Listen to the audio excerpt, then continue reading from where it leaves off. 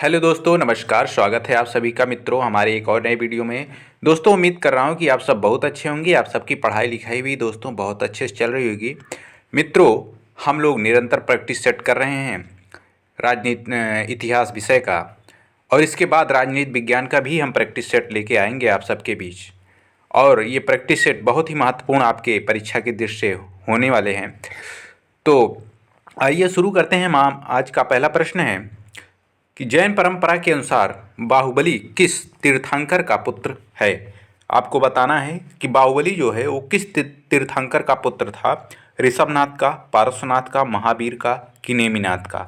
तो आपको बताना है, ये जैन परंपरा के अनुसार बताना है। और बाहुबली, क्या बाहुबली पूछ रहा है किस तीर्थंकर का पुत्र था, तो हमारा ऑप्शन ए सही हो जाएगा। ऋषभनाथ जो है प्रथम जैन तीर्थंकर इन्हें कहा जाता है। प्रथम जैन तीर्थंकर कौन था?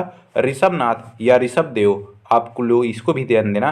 इनका एक नाम, दो नाम और है मित्रों। वो क्या था? वो आदिनाथ नाम था इनका, और इनका एक नाम और है वृषभनाथ। क्या? वृषभनाथ इनका नाम है मित्रों। आप लोग इसको भी याद रखेंगे क्योंकि ये नाम पूछे जाते हैं। ठीक है, वृषभनाथ इनका नाम था। आदिनाथ और वृषभनाथ, और ऋषभदेव या ऋषभनाथ भी इनका नाम था। इन्हीं का जो पुत्र था वो बाहुबली था। ठीक है, ऑप्शन नंबर ए सही हो जाएगा इसमें हमारा। अगला प्रश्न देखते हैं हम लोग। अगला प्रश्न लिखा है मित्रों कि श्वेतांबर परंपरा के अनुसार निम्न में से कौन स्त्री तीर्थंकर है। आपको यहाँ बताना है कि स्त्री तीर्थंकर कौन है यहाँ। और श्वेतांबर परंपरा के अनुसार शांतिनाथ, मल्लीनाथ, नेमिनाथ उपयुक्त में से कोई नहीं। तो श्वेतांबर परंपरा के अनुसार जो स्त्री तीर्थंकर थे मित्रों, वो ऑप्शन बी सही हो जाएगा, मल्लीनाथ। मल्लीनाथ जो था वो स्त्री तीर्थंकर थे। ठीक है, ऑप्शन हमारा बी सही हो जाएगा। आप लोग इसको याद रखेंगे। अगला प्रश्न देखते हैं हम लोग। 23वें तीर्थंकर पार्श्वनाथ निम्नलिखित में से किस स्थान के रहने वाले थे। अब यहाँ हमको बताना है कि 23वें तीर्थंकर कौन थे? पार्श्वनाथ थे। आपको ये भी पूछा जा सकता है कि 23वें तीर्थंकर कौन थे, तो पार्श्वनाथ है मित्रों। ठीक है, और वो यहाँ पूछ रहा है किस स्थान के रहने वाले हैं, तो आपको इसमें बताना है, ऑप्शन देखना है। ऑप्शन ए है अहमदाबाद, फिर बड़ौदा, बनारस, पावापुरी। तो ऑप्शन इसमें इस सी सही हो जाएगा मित्रों, बनारस। बनारस में जो है ये 23वें तीर्थंकर थे। ठीक है, ये यहाँ का जो राजा था मित्रों बनारस का, वो अश्वसेन था उस समय। कौन था? अश्वसेन। अश्वसेन के अश्वसेन था मित्रों इन यहाँ का राजा। ठीक है, इनके समय, किसके? पार्श्वनाथ के समय। और पार्श्वनाथ 23वें जैन तीर्थंकर थे मित्रों। ठीक है, आप लोग इसको याद रखेंगे। बहुत ही अच्छा प्रश्न है दोस्तों। अगला प्रश्न है 23वें जैन तीर्थंकर निम्न में से किस स्थान से संबंधित है? श्रावस्ती, कौशाम्बी, वैशाली, वाराणसी। तो बनारस को ही अब वाराणसी कहते हैं मित्रों। ऑप्शन हमारा डी सही हो जाएगा। 23वें जैन तीर्थंकर जो थे, कौन थे? पार्श्वनाथ। आपको इसको याद रखना होगा, पारसनाथ। इनका नाम बिल्कुल नहीं भूलना है। 23वें तीर्थंकर कौन? पारसनाथ थे। और कहाँ के रहने वाले थे? वो वाराणसी के रहने वाले थे। अगला प्रश्न देखते हैं। निम्नलिखित में से कौन पारसनाथ द्वारा उपदिष्ट चतुर्याम में सम्मिलित नहीं था? मित्रों, आपको बताना है इन्होंने उपदिष्ट चतुर्याम दिया था, और इसमें से कौन नहीं है? ब्रह्मचर्य, अहिंसा, अस्तेय, सत्य। तो इसमें मित्रों ब्रह्मचर्य जो है वो नहीं था। बाकी अहिंसा, अस्तेय, सत्य और अपरिग्रह जो है ये भी था। यही चतुराम इनका था मित्रों। ठीक है, बाकी ब्रह्मचर्य इन्होंने नहीं शामिल किया था। ब्रह्मचर्य जिन्होंने शामिल किया था, अभी आगे प्रश्न आएगा मित्रों, और आगे नहीं भी आएगा, मैं यहाँ बता दे रहा हूँ। ब्रह्मचर्य जो है वो महावीर जो है, महावीर वो इसको शामिल किए थे। ठीक है, महावीर जी ने इसको शामिल किया था। आपको इसको भी याद रखना होगा। ठीक, ये प्रश्न आपका ए हो गया ऑप्शन। अगला प्रश्न देखते हैं हम लोग। तीर्थंकर महावीर का जन्म हुआ था, आपको बताना है, पावा में, कुंडलग्राम में, वैशाली में, श्रावस्ती में। तो मित्रों जो जैन तीर्थंकर महावीर थे ये 24वें तीर्थंकर थे। आपको इसको भी याद रखना है। लेकिन इनका जन्म कहाँ हुआ था? कुंडलग्राम में हुआ था। ऑप्शन हमारा भी सही हो जाएगा इसमें। ठीक है, पावा में इनकी मृत्यु हुई थी मित्रों। पावा में क्या हुई थी? इनकी मृत्यु हुई थी। आप लोग इसको भी याद रखेंगे। ठीक है, इनका मृत्यु कहाँ हुआ? पावापुरी में हुआ था। लेकिन कुंडलग्राम में इनका जन्म हुआ था महावीर स्वामी का। ठीक, अगला प्रश्न देखते हैं हम लोग। लिखा है कि महावीर की जन्म स्थली है वैशाली के निकट कुंडलग्राम में, पावापुरी में, कुशीनगर में, सारनाथ में। तो अभी हम लोगों ने पढ़ा कि महावीर का जन्म स्थली जो है वैशाली के निकट कहाँ है, कुंडलग्राम। कुंडलग्राम कहाँ है, वैशाली के निकट है। ठीक है, आप लोग इसको भी याद रखेंगे। अगला प्रश्न हम लोग देखते हैं। लिखा है मित्रों, महावीर को सर्वोच्च ज्ञान कैवल की प्राप्त हुई। यहाँ आपको ये ध्यान देना है कि सर्वोच्च ज्ञान को क्या कहते थे, कैवल कहा जाता था।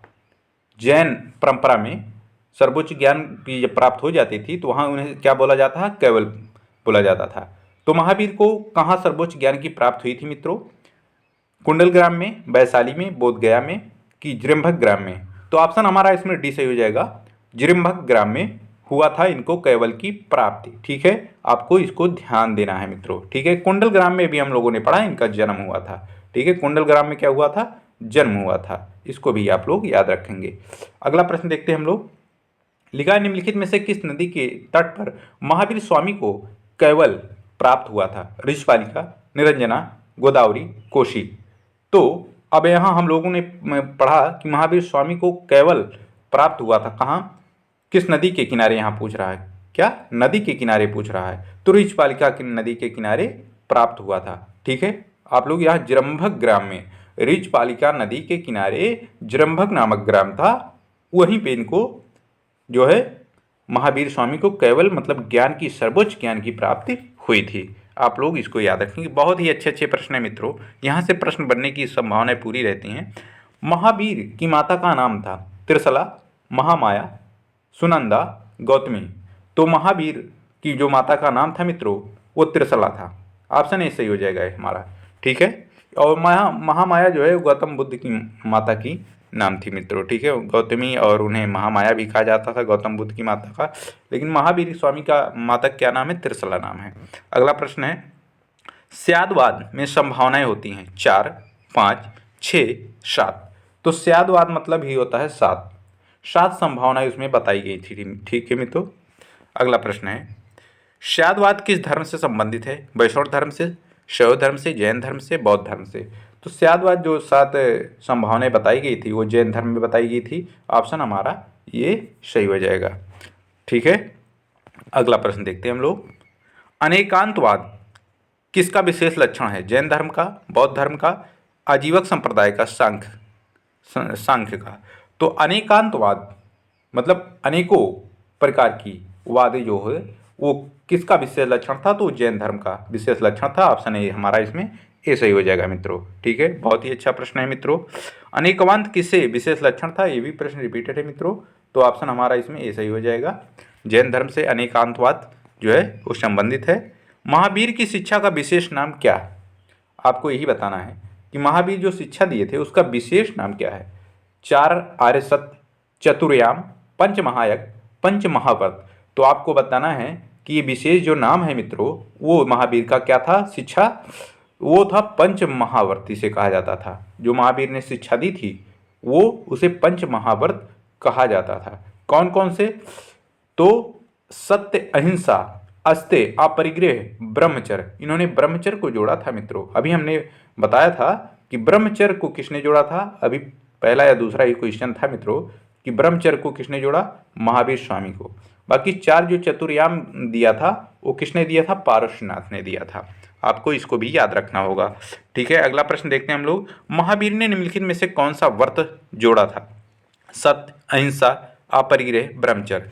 तो अभी हमने चर्चा की इस पे कि जो महावीर स्वामी हैं वो जो व्रत जोड़े थे मित्रों वो ब्रह्मचर्य को जोड़ा था। बाकी सत्य, अहिंसा, अपरिग्रह ये सब जो है वो किसने दिया था, वो दिया था पारसनाथ ने।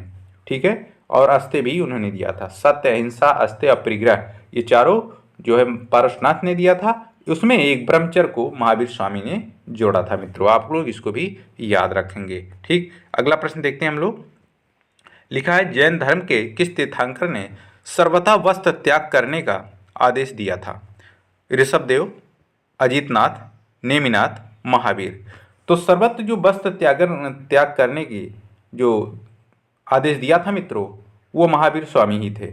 ये 24वें जैन तीर्थंकर थे। क्या 24वें जैन तीर्थंकर थे मित्रों, आप लोग इसको भी याद रखेंगे। बहुत ही अच्छा प्रश्न है दोस्तों। आइए अगला प्रश्न देखते हैं हम लोग। लिखा है जैन धर्म का प्रथम संकलन कहाँ हुआ? मथुरा, वल्लभी, कुंडलवन, श्रवणबेलगोला। तो जैन धर्म का जो ये प्रश्न जो है मित्रों, इसके अनुसार तो यही होगा वल्लभी, लेकिन ये प्रश्न ही गलत है। क्यों? क्योंकि जैन धर्म का प्रथम जो संकलन हुआ था वो मित्रों, वो पाटलिपुत्र में हुआ था। आप लोग इसको याद रखेंगे, वल्लभी नहीं लगाएंगे, अन्यथा ये प्रश्न ही गलत है। पहली बात, अगर ऐसे प्रश्न आते हैं पाटलिपुत्र में हुआ था, अगर ऐसे प्रश्न आता है तो ये प्रश्न ही गलत जाएगा, क्योंकि प्रथम जो संकलन हुआ था जैन धर्म का वो पाटलिपुत्र में हुआ था। ठीक है, आप लोग इसको याद रखेंगे कि जैन धर्म का प्रथम संकलन कहाँ हुआ? पाटलिपुत्र में हुआ था। ठीक है, अगला प्रश्न देखते हैं हम लोग। प्रथम जैन संगीति हुई थी राजगृह में, पाटलिपुत्र में, वल्लभी में और वैशाली में। अभी हम लोगों ने पढ़ा और मैंने बताया भी। देखिए आ गया प्रश्न, पाटलिपुत्र में प्रथम जैन संगीति हुई थी। ठीक है, ऑप्शन बी सही हो जाएगा हमारा इसमें। ठीक, अगला प्रश्न है पंच महाभारत तथा त्रिरत्न किस धर्म से संबंधित है? बौद्ध धर्म, जैन धर्म, भागवत धर्म, उपयुक्त में से कोई नहीं। तो अगर हम लोगों ने अच्छे से पढ़ा है, शुरुआत में प्रैक्टिस किया है, तो हम लोग अभी पढ़ते आ रहे हैं कि जैन धर्म से, अगर त्रिरत्न नहीं पता है तो पंच महाभारत अभी हम लोगों ने पढ़ते आ रहे हैं कि जैन धर्म के 24वें तीर्थंकर महावीर स्वामी से पंच महाभारत संबंधित है मित्रों। ठीक है, और चतुर्याम किससे संबंधित है? वो पारसनाथ 23वें जो तीर्थंकर थे उनसे। लेकिन त्रिरत्न क्या है मित्रों? सम्यक दर्शन, सम्यक ज्ञान और सम्यक आचरण।